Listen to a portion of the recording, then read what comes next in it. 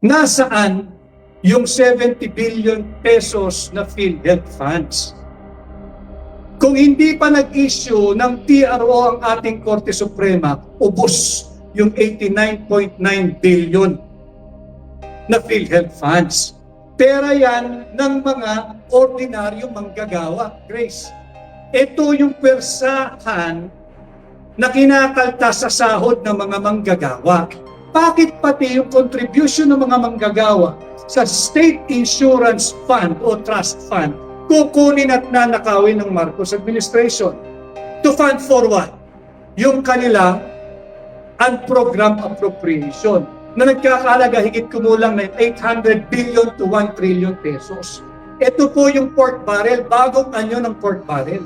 Uunahin ng mga tiwaling mambabatas, patabayin ang kanilang bulsa kaysa sa kalusugan ng mamayang-mayang Pilipino. Ito yung mga bagay na dapat pinag-uusapan.